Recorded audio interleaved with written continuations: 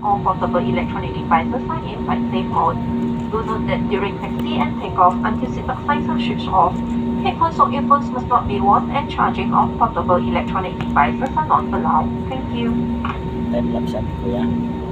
Video. Time lapse lang dapat.